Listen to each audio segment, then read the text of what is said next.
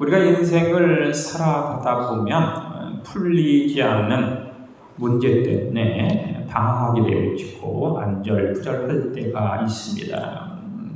문제가 풀려지지 않습니다. 해답과 정답을 알지 못하기 때문입니다. 그렇다면 해답과 정답은 어디에 있는 것일까?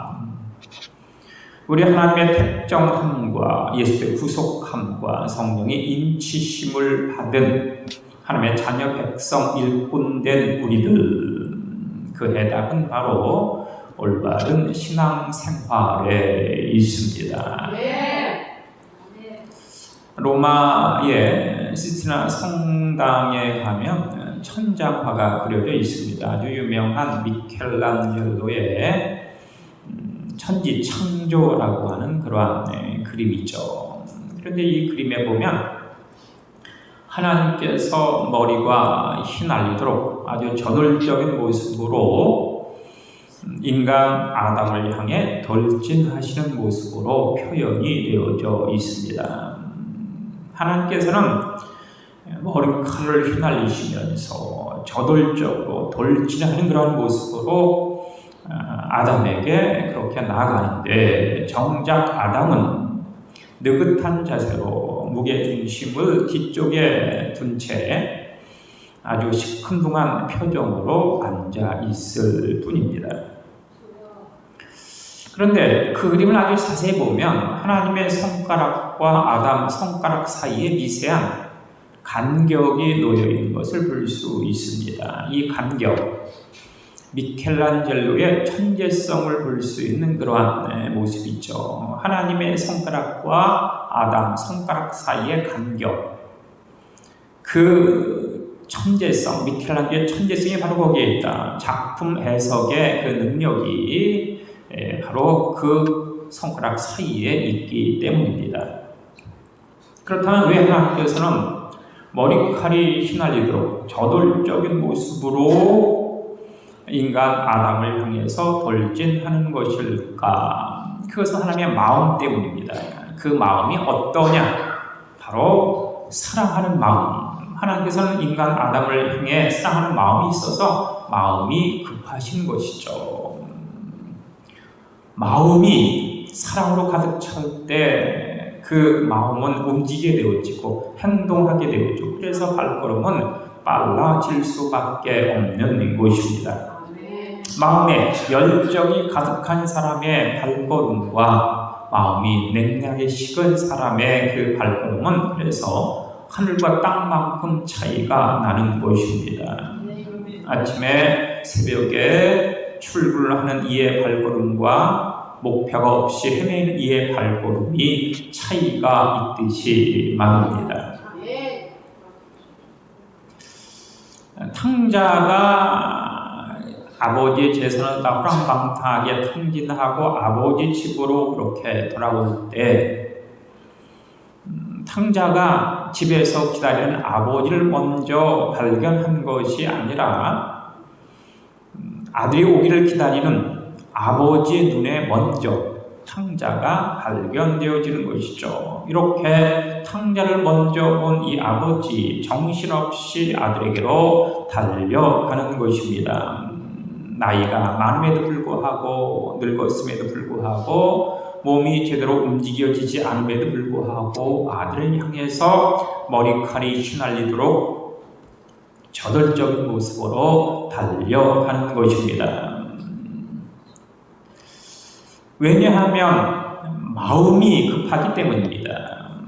마음이, 아들을 향한 그 마음이 강하기 때문에 그렇게 저돌적이고 돌격하는 모습으로 아들에게 달려가는 이 아버지를 우리가 만날 수 있는 것입니다. 마음에 사랑이 가득하다 보니까 그 마음이 움직이게 되어지고 행동하게 되어지고 발걸음을 재촉할 수밖에 없다라고 하는 사실을 우리가 알 수 있지 않습니까? 요즘 젊은 그 부부들, 신혼 부부들, SNS 같은 곳에 그 아기의 그 사진을 올리고 공유하는 모습을 보게 됩니다. 그 사진을 보면 누구나가 사랑스럽고 귀엽고 천진무구하고 아주 순진무구한, 천진난만하고 순진무구한 그런 모습을 보면서 얼굴에 미소 짓지 않을 수 없죠. 마음이 편해진 것을 느낄 수 있습니다. 그런데 그 사진 중에는 시커먼 점 하나가 있는 것도 있습니다. 바로 초음파 사진이죠. 하지만 아기 얼굴 보면 기쁘고 즐거워 행복하고 얼굴에 미소가 번지지만 시커먼 점을 보고 얼굴에 미소와 웃음이 번질 사람은 하나도 없습니다. 그런데 초음파 사진을 그렇게 올려놓고 그 올려놓은 장본인들은 구절절 이야기가 많습니다. 천하에서 가장 아름다운 모습, 귀여운 모습, 이 땅에 가장 멋진 우리 아기의 모습을 봐라, 이렇게 구절절 써놓은 것을 볼 수가 있습니다. 남들이 보았을 때는 전혀 의미 없는 그런 점 하나지만 그들의 그 부모는 달랐다. 이것이 바로 부모의 마음, 아비의 마음, 어미의 마음, 아비의 사랑의 관점, 어미의 사랑의 시선이다라고 하는 것을 우리가 알 수 있지 않습니까? 사랑하는 마음, 그 시선과 관점으로 보면 시커먼 점 하나도 가장 아름답고 사랑스럽고 순진무구하고 천진난만한 이 세상의 가장 멋진 그러한 형상을 발견할 수 있는 것입니다. 중요한 것은 마음에 사랑이 있느냐라고 하는 것이 중요하지 않겠습니까? 마음 가운데 사랑이 있고 그러면 마음은 움직이게 되어져 있고 행동하게 되어져 있고 그 발걸음은 바빠질 수밖에 없는 것입니다. 옛날 고전 소설 중에 아주 작품성이 뛰어난 그 작품 춘향전을 들 수 있습니다. 이 춘향전이 작품성이 뛰어나다라고 하는 것은 그 배역, 그 사람의 그 심리 묘사가 아주 탁월하기 때문에 이 춘향전의 작품성이 높다, 이렇게 많은 문학가들이 인정을 하고 있습니다.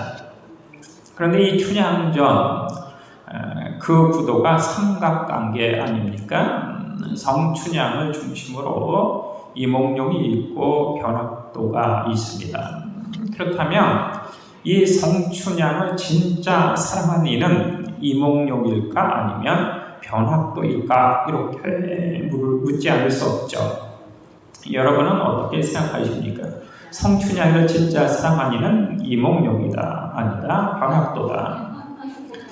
물론 여러 가지 관점에 따라서, 시선에 따라, 그 환경과 혹은 그 현상과 상황에 따라서 각기의 판단과 어떤 자신이 하는 어떤 그 분별은 물론 차이가 있을 수 있습니다. 그런데 본질적으로 들어가게 되어지면 이상하게도 이몽룡이 아니라 변학도 훨씬 더 성춘향을 사랑했다라고 하는 결론을 추론할 수 있습니다. 사실 이몽룡 걸린 것이 너무 많습니다. 첫째는 뼈대에 있는 가문의 체면이 걸린 것이죠. 우리 집안이 그래도 뼈대에 있는 가문인데 어찌 기생과라고 하는 그런 마음, 그리고 그의 미래가 불투명하다라고 하는 것입니다. 그래서 과거를 응시해야 하는 그런 부담감도 있습니다. 가문의 체면, 미래에 대한 부담감, 그리고 사랑입니다.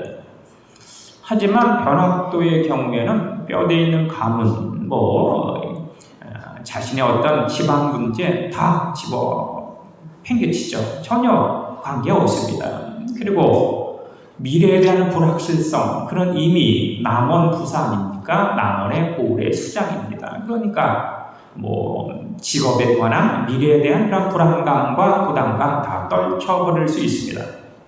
오직 하나 사랑에 올인할 수 있는 이가 바로 변학도였다라고 하는 사실이죠. 그래서 이 변학도는 성춘향을 자기 옆으로 끌고 와서 숙청을 강요합니다. 그런데 이 춘향이가 그 숙청을 거부하죠. 이때 행동이 아주 중요합니다. 이 변학도 거각입니다. 춘향이를 끌어와서 자기 옆에 앉히고 숙청을 돌리라고 강연을 하지만 선은 넘지 않았다, 덮치지 않았다, 더 이상 전개하지 않았다라고 하는 것이 아주 중요하죠. 물론 이 변학도가 성춘향을 감옥에 가둡니다. 이것은 이 변학도가 참고 견디고 인내하는 시간이죠. 내가 기다리겠다, 내가 참겠다, 너의 마음을 돌릴 때까지 내가 인내하겠다라고 하는 것입니다. 마치 하나님이 그러셨던 것처럼 하나님도 역시 마찬가지입니다. 하나님께서 아담을 보시면서 그 마음에 뜨거운 열정과 사랑이 타오르기 때문에 이 아담에게로 머리칼이 휘날리도록 그렇게 저돌적으로 돌진을 하시는 것입니다. 그런데 막상 아담 앞에 와서는 멈춰서는 하나님의 모습을 볼 수가 있죠. 더 이상 전개하지 않습니다. 나가지 않습니다. 아담을 덮치지 않습니다. 거기까지 와서 하나님이 서신 것이죠. 그래서 이 천지 창조에 보면 아담에게로 돌진하시는 하나님의 손가락과 아담의 손가락 사이에 아주 미세한 간격이 남아 있는 것입니다. 거기까지가 바로 하나님께서 하시는 그런 행동이다. 나머지는 너 아담이 할 일이다. 나의 그렇게 저돌적인 돌진에 너는 응답해라, 반응해라 라고 하는 것이 바로 하나님의 뜻이다 라고 하는 것을 우리가 알 수 있습니다. 하나님은 더 이상 나가지 않습니다. 돌진하지 않습니다. 변학도 역시 마찬가지였다. 그래서 이몽룡보다는 변학도 훨씬 더 춘향이를 사랑했구나. 사랑하니까 더 이상 나가지 않고 참고 견디고 기다리는 그 모습을 보면서 그래도 변학도가 사랑했구나, 이렇게 우리가 예상할 수 있는 것입니다. 그렇다면 하나님께서 머리칼이 휘날리도록 저돌적인 모습으로 그렇게 우리에게 돌진하여 주시는데 마지막 순간 멈춰 서셨고, 그래서 하나님과 우리 사이에 미세한 간격이 남아있는데 어떻게 해야 이 미세한 간격을 없앨 수 있는 것일까? 과연 우리는 어떻게 해야 그 간격을 무시하고 하나님과 저는 내 안에 내가 저 안에 하나가 이루어질 수 있는 것일까? 그것은 아주 간단하죠. 나의 작은 행동 하나면 됩니다. 나의 미세한 신음에도 응답하시는 분이 바로 하나님이 아니십니까? 나는 하나님, 내가 아픕니다. 내가 괴롭습니다. 나를 도와주십시오. 하나님, 내가 면목이 없고 체면도 없고 얼굴 둘 수 없지만 하나님, 나를 받아주십시오 라고 하나님 앞에 나오면 되는 것입니다. 그 미세한 간격을 없애는 것, 그것은 바로 나의 작은 행동, 작은 신음, 작은 반응이다. 탕자가 아버지 집으로 돌아와서 이 아버지는 이 탕자를 보자마자 달려들어서 얼싸안습니다. 끌어안습니다. 그리고 집으로 데리고 들어와서 목욕을 시킵니다. 새 옷을 입힙니다. 새 신을 신기고 그 손가락에 반지를 끼우고, 그리고 송아지를 잡아 동네 사람을 초대해서 잔치를 벌이는 것입니다. 이렇게 아버지가 끝까지 멈추지 않고 끝까지 이렇게 모든 일을 다 일사천리로 수행할 수 있었던 까닭, 그것이 무엇입니까? 그것은 바로 탕자의 작은 행동 하나 때문이었죠.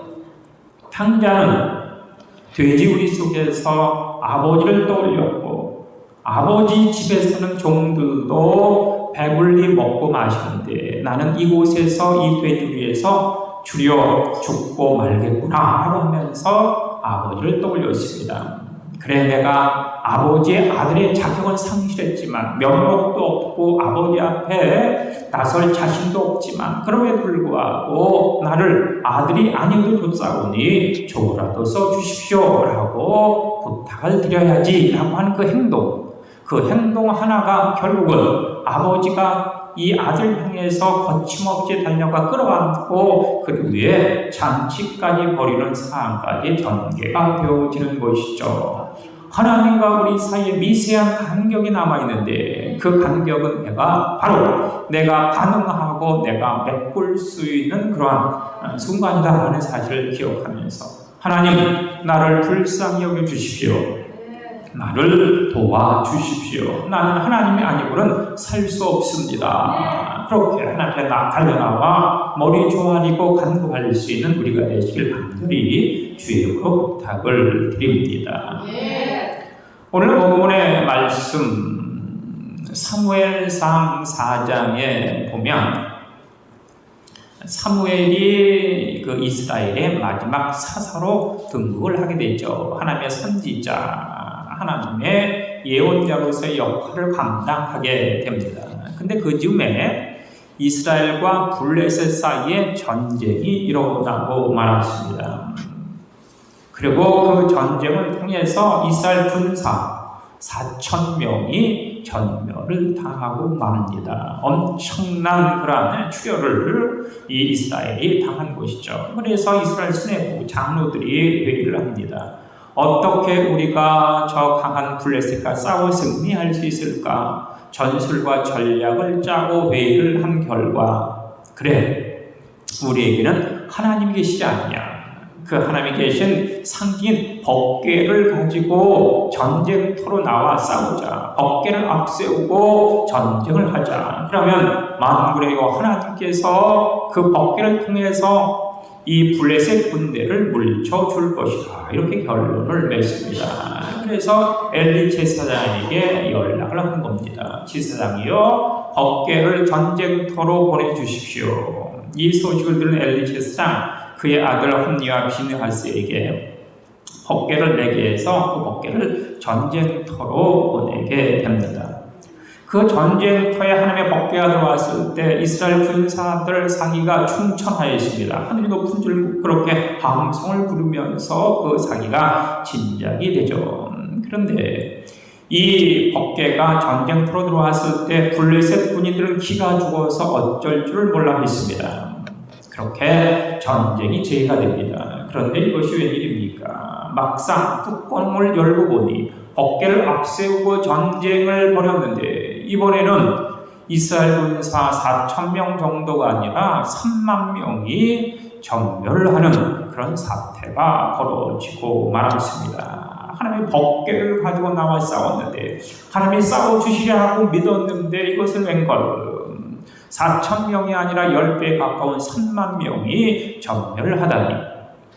거기서 끝난 것이 아니죠. 법궤를 메고 맨 앞에 섰던 홈니와 비느하스가 전사를 하였고, 이 소식을 들은 엘리 제사장 뒤로 넘어져 이 목이 부러져 죽고 말았습니다. 더군다나 하나님 임재의 상징인 그 법궤를 그만 블레셋 군인들에게 빼앗기고 만 것입니다. 엄청난 일이 발생하고 만 것이죠. 그런데 이 법궤를 빼앗은 블레셋 사람들, 이 법궤를 어디다 보관할까 고민하다가 자신들의 우상의 신전인 다곤 신전에 이 법궤를 이렇게 넣고 보관을 하게 됩니다. 그런데 그날 밤 다곤 신, 하체는 물고기이고 상체는 남자 사람입니다. 풍요의 신이죠. 농사의 어떤 풍요, 그 다음에 해양의 풍요를 상징하는 신이 바로 이 다곤 신인데, 이 다곤 신상이 법궤 앞에 엎어져 있는 것이죠. 그래서 그 법궤를 이 신상을 세워놨더니 그 다음 날은 완전 이 다곤 신상이 박살이 난 것입니다. 그리고 블레셋 전 지역에 전염병, 독종이 창궐하는 모습을 보게 됩니다. 이에 겁을 먹은 이 블레셋 사람들, 저 법궤 때문에 우리에게 재앙이 임하는구나 이렇게 생각을 하고는 법궤를 돌려보내기로 작정을 하죠. 그래서 암소 2마리, 송아지를 뗀 암소 2마리가 끄는 수레 위에 법궤를 실어서 이스라엘 벳셈에서로 돌려보내게 됩니다. 이 암소 두 마리, 새끼를 뗀 암소 두 마리가 곧장 벳세메스로 가면 그것은 하나님의 뜻이다. 하지만 이 암소가 송아지가 그리워서 뒤로 후퇴하면 이것은 하나님과 전혀 관계없다. 이런 생각을 가지고 이들이 그 암소 두 마리에다가 법궤를 실어서 그렇게 벳세메스로 보낸 것인데, 이 암소들 뒤에서 엄마 음메 하는 그 송아지의 그 목소리가 들음에도 불구하고 눈물을 줄줄 흘리면서 이 암소들이 벳세메스로 향하는 모습을 보게 되죠. 그렇게 법궤를 맞이한 벳세메스 사람들, 그들은 그 암소 두 마리로 번제를 드리고 그 수레로 이렇게 불을 떼워서 번제를 드리곤 그 다음에 법궤가 궁금했습니다. 이 법궤가 과연 무엇이기 때문에 이곳에 하나님 임재하시고 이 법궤로 말미암아 우리가 수난을 당하는가, 뭐 이런 여러 가지 궁금증을 가지고 법궤를 들여다보게 되는 것입니다. 뚜껑을 열고 법궤를 들어보았을 때 그만 벳세메스 사람들 5만 70명이 죽었다라고 성경은 기록을 하고 있습니다. 이 5만이라고 하는 숫자는 그 당시 벳세메스 사람들 전 주민의 숫자를 의미하는 것일 겁니다. 그리고 70이라고 하는 숫자, 그 법궤를 들여다본 사람들 70명. 그러니까 결국 벳세메스라고 하는 마을 전체가 하나님 앞에 심판을 받았다라고 하는 것을 알 수 있습니다. 이렇게 되자 이 법궤는 기럇 여야림에 있는 아미나답 그 제사장 집으로 법궤가 보내지고, 이 아미나답 집에서 아미나답의 아들 엘리아살이 그 법궤를 지키는 보관하는 책임자가 되어 20년간 있었다고 성경은 증언을 합니다. 그런데 여기서 20년이라고 하는 것, 사무엘이 사사로 있은 지 20년을 의미하는 것이죠. 그런데 여기서 끝나지 않습니다. 사무엘이 마지막 사사였고 그 다음에 등극한 이가 있으니 바로 사울왕입니다. 사울왕이 통치 기간이 바로 40년. 그리고 다윗이 이 법궤를 옮길 때까지 10년. 70년 동안 기럇 여야림에 있는 아미나답 집에 법궤가 보관되어 있었다, 방치되어 있었다라고 하는 것을 알 수 있습니다. 그리고 오늘 본문 사무엘 6장에서 보면 다윗이 왕이 되면서 그런 고민에 빠지게 된 겁니다. 나는 이렇게 좋은 백향목 궁에서 호화호식하며 살고 있는데 하나님의 임재의 상징인 법궤는 아미나답 마당에서 천막 속에 저렇게 방치되어 있구나, 이럴 수는 없다, 그런 고민을 하다가 결국 이 아미나답 집에 방치되어 있는 이 법궤를 자신이 살고 있는 다윗 궁으로 옮기는 그러한 행사, 축제, 잔치를 벌이게 되죠. 무려 3만 명의 사람들을 동원해서 잔치를 벌입니다. 페스티벌, 축제를 여는 것이죠. 이때 이 법궤를 옮기는 책임자 아미나답의 아들 엘리아살은 아마 70년이 지나면서 나이가 너무 들었거나 아니면 이미 죽었거나 했을 겁니다. 그러니까 이 아미나답의 막내 아들 격인 아요와 우사가 책임자가 돼서 이 법궤를 운반하게 됩니다. 소가 꾸는 수레에 법궤를 이렇게 올리고 앞에서는 아요가 서고 뒤에서는 우사가 서고, 그렇게 법궤가 아미나답 집에서 다윗성으로 옮겨지게 되는데, 그런데 나곤의 타작 마당이 이르렀을 때 갑자기 소가 놀라서 뛰게 되죠. 뭔가에 충격을 받았는지 이 소가 번쩍 뛰게 됩니다. 그때 이 소가 뛰니까 이 수레 역시도 흔들렸고, 그리고 그 수레에 얹어 있었던 법궤가 땅바닥으로 떨어지려고 하였습니다. 이에 뒤에 서 있던 우사가 반사적으로 무의식적으로 당연하게 그 법궤가 떨어지지 않도록 그 법궤를 손으로 잡았습니다. 그러자 하나님께서 갑자기 진노하셔서 이 법궤를 잡은 이 우사를 치셨다. 그래서 이 우사가 그 자리에서 즉사를 하고 말았습니다. 그럼 이러한 사태가 벌어진 것이죠. 이 축제였는데 잔치였는데, 페스티벌이었는데 이 축제가 갑자기 초상집으로 변하고 마는 것입니다. 오늘 본문의 말씀에 보면 8절에 여호와께서 웃사를 치심으로 다윗이 분하여 그곳을 베레스 웃사라고 부르니 그 이름이 오늘까지 이르니라. 다윗이 분했다. 9절에 보면 다윗이 그날의 여호와를 두려워했다. 여호와의 때가 어찌 내게 올 수 있을까? 이 다윗의 첫 번째 감정은 분노였습니다. 억울함이었습니다. 어찌 이런 일이 있을 수 있어? 라고 하는 그러한 섭섭함이었죠. 그도 그럴 것이 무려 70년 동안 아미나답 집에 방치되어 있었던 그 법궤를 자기가 생각해서 자신이 살고 있는 이 백향목궁으로 옮기려고 하는 아주 기특한 생각을 하였는데, 그래서 그걸 수행하는데 하나님께 칭찬 못하실 망정 그 법궤를 옮기는 책임자를 치셔서 죽이시다니 도저히 이럴 수는 없다라고 이 다윗의 어떤 그 마음은 분노가 치솟는 모습을 볼 수 있죠.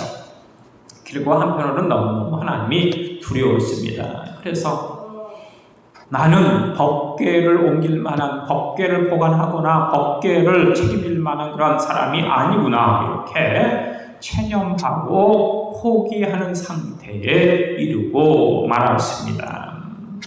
그렇게 이 법궤는 가드 사람 오벳에돔의 집으로 옮겨 그렇게 다시금 방치가 되는 상태에 놓이게 되는 것입니다.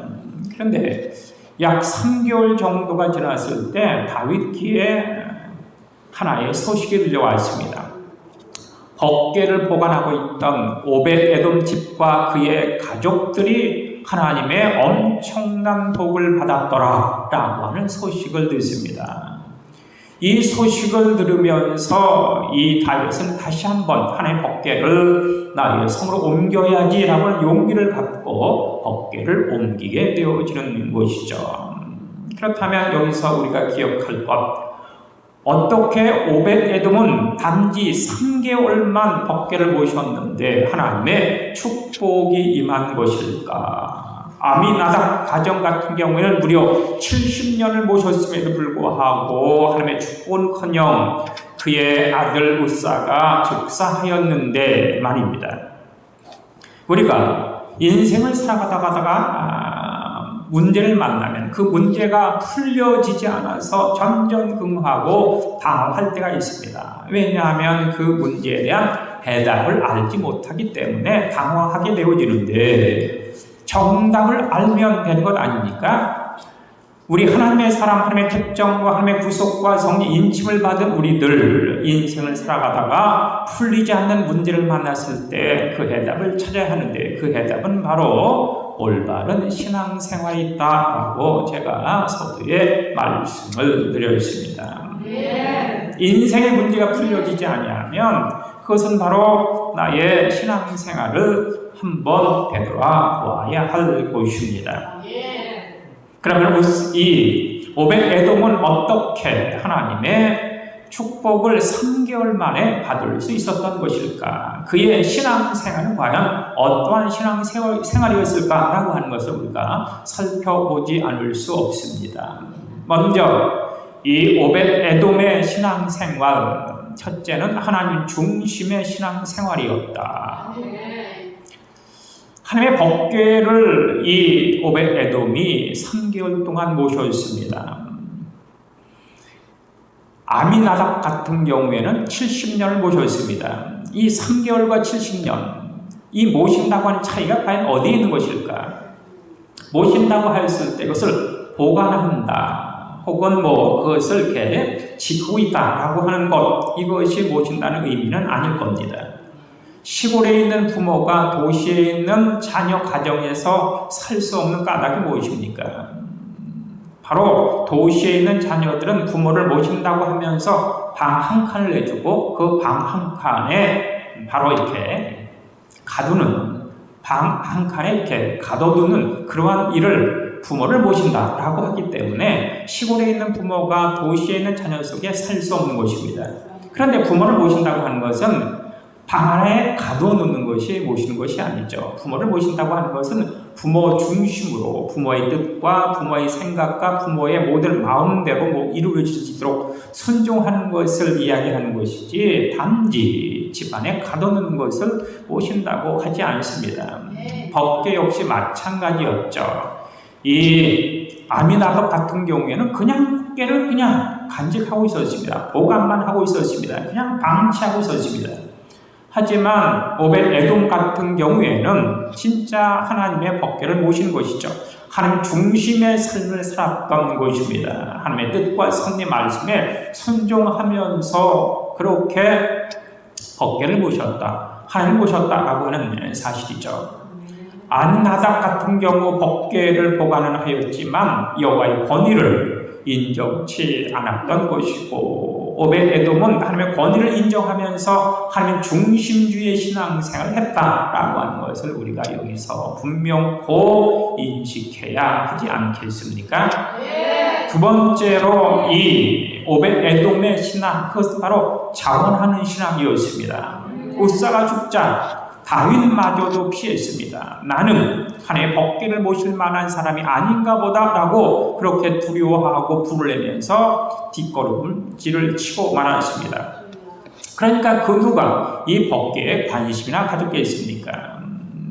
법궤를 가져나가 3만 명이 죽고 블레셋은 초토화가 되고, 또한 이 베세메 사람들은 심판을 받고, 그리고 우사가 죽은 이 상황 속에서 제가 법궤를 모시겠습니다, 제가 법궤를 보관하겠습니다, 제가 법궤를 맡겠습니다 라고 하는 사람이 한 사람도 없었다 라고 하는 것이죠. 다 도망치고 외면하고 그렇게 다 피하는 그런 상태가 놓여 있었는데, 그럼에도 불구하고 제가 모시겠습니다, 제가 맡겠습니다, 제가 하나님의 그 법궤를 성심성의껏 그렇게 경배하겠습니다 라고 나선 이가 있었으니까 그가 바로 오벳 에돔이었다라고 하는 이야기입니다. 자원하는 신앙, 그랬으니까 하나님께서 그에게 복을 내셨던 것이죠. 또한 이 오벳 에돔의 신앙 세 번째는 변치 않는 신앙이었습니다. 획가닥 하는 신앙이 아니라 일편단심, 민들레 같은 쭉 나가는 그런 신앙이었다. 이 법궤를 오벳 에돔 집이 축복받았다는 소식을 듣고 다윗이 다시 옮길 때 이 오벳 에돔 가족 구성들 역시 따라 나서게 되어지죠. 그래서 다윗성에 와서도 법궤를 맡는 책임의 역할을 감당합니다. 그리고 솔로몬 성전이 지어졌을 때는 이 오벳 에돔의 후손들이 성전을 지키는 문지기의 반차 역할을 감당하였다. 즉, 이 오벳 에돔은 변하지 않는 신앙을 끝까지 유지했다라고 하는 것을 알 수 있습니다. 인생을 살아가다 보면 풀리지 않는 문제를 만나서 괴로워하게 되어지는데 정답을 알지 못하기 때문이죠. 그런데 우리에게는 정답이 있습니다. 나의 신앙생활을 돌아보는 것이죠. 내가 진짜 하나님 앞에 올바른 신앙생활을 하고 있는가? 하나님 중심의 신앙생활, 자원하는 신앙생활, 변치 않는 신앙생활을 하고 있는가? 라는 사실을 살펴보면서 진정코 하나님의 은혜와 능력과 축복의 주인공이 다 되어주시길 간절히 주임으로 축원합니다. 기도하시겠습니다. 주님 감사합니다. 우리 인생 여정을 살아가면서 문제를 만났다면 해답을 찾게 하여 주옵소서. 올바른 신앙생활, 하나님 중심의 믿음 생활, 자원하는 그러한 믿음 생활, 변치 않는 믿음 생활로 하나님의 예비하신 은혜와 능력과 축복의 주역이요 주인공으로 우리 모든 진양 가족들을 삼아 주옵소서. 인도하여 주옵소서. 예수님 이름으로 기도합니다. 아멘. 우리 찬송가 212장 부르시면서 우리 응원하시겠습니다.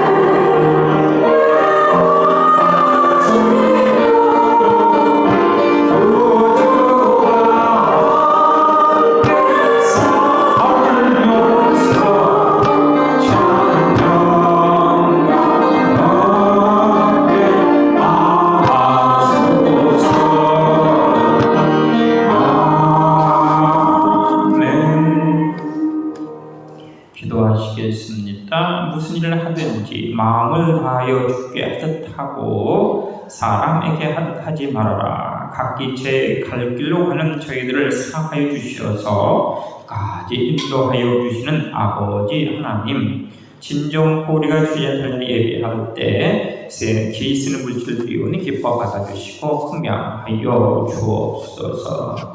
하재수 권사님, 한예지 한예나, 강주 권사님, 신본수 집사님, 정인봉 김민주 집사님, 이도선 권사님 주님 앞에 11조 예물을 드립니다. 이 예물과 함께 하시고 주의 크신과 능력으로 온전하게 풍성함으로 부어주시고 갚아 주옵소서. 각자의 감사의 제목을 담아 감사의 예물을 드립니다. 하나님, 우리는 할 수 없지만 전능자이신 하나님만은 할 수 있음을 확신합니다. 감사합니다. 영광받아 주옵소서. 하나님 범사에 감사드립니다. 주님 사랑합니다. 아버지 하나님 감사합니다. 주님의 은혜로 범사에 감사드립니다. 항상 동행하여 주시고 인도하여 주셔서 감사드립니다. 오늘 감사의 축원 가운데 온전히 역사하시고 응답하여 주옵소서. 주의로운 속현금 천금 예물 성교 헌금 건축 헌금 주의 충성 봉사와 제보로 승탄에 함께 하시고 온전하게 부어주고 갚아주시고 주님 친히 역사하여 주실 줄로 믿습니다. 우리 모든 자 가족 가운데 함께 하시고 동행하시며 예비하여 주옵소서. 예수님 이름으로 기도합니다. 아멘.